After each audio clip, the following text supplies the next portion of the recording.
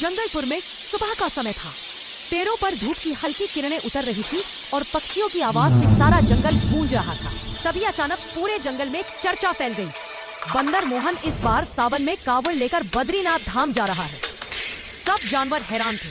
कोई हंस रहा था, कोई आश्चर्य कर रहा था और कोई मोहन की हिम्मत की तारीफ कर रहा था। मोहन बंदर हमेशा से अपनी शरारतों के लिए मशहूर था, लेकिन इस बार वह कुछ अलग करना चाहता था। उसने ठान लिया था कि वह गंगा जल की कांवर लेकर भगवान बद्रीनाथ को अर्पित करेगा। तैयारी पूरी होने के बाद मोहन ने नारंगी रंग का साफ वस्त्र पहना, माथे पर चंदन लगाया और लकड़ी की हल्की कांवड़ उठाई। दोनों ओर दो छोटे छोटे कलश बंधे थे। जैसे ही वह यात्रा पर निकला, जंगल के सभी जानवर उसे शुभकामनाएं देने के लिए इकट्ठे हो गए। हाथी गोपाल ने आशीर्वाद दिए, हिरन मीना ने रास्ता समझाया और तोता चिरौंजी ने यात्रा गीत गाया। मोहन ने पहले हरिद्वार जाकर पवित्र गंगा से जल भरा। उसकी पूंछ पर लिपटी घंटी हर कदम पर बजी और यात्रा में एक भक्तिमय लय। कांवड़ यात्रा आसान नहीं, कभी तेज धूप, कभी पत्थरीले रास्ते, कभी घड़ी चढ़ाई, पर मोहन का विश्वास उसे आगे बढ़ाता रहा। एक जगह मोहन ने देखा कि दो कांवड़िए थक कर बैठ गए।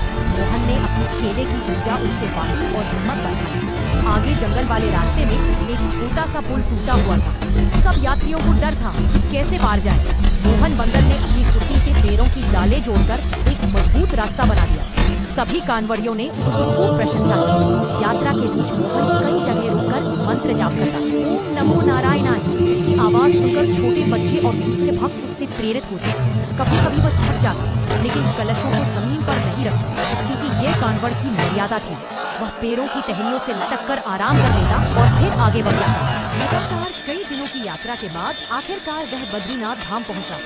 विशाल पर्वतों के बीच स्थित मंदिर को देखते ही उसकी आंखों में चमक आ गई। घंटियों की आवाज, भक्तों का उत्साह, हवा में घुली भक्ति, सब कुछ उसे दिव्य महसूस हुआ।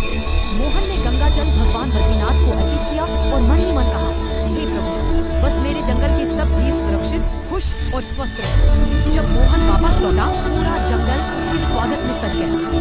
हाथी गोपाल ने कहा, तुमने केवल यात्रा नहीं, तुमने पूरे जंगल को भक्ति और हिम्मत का संदेश दिया है।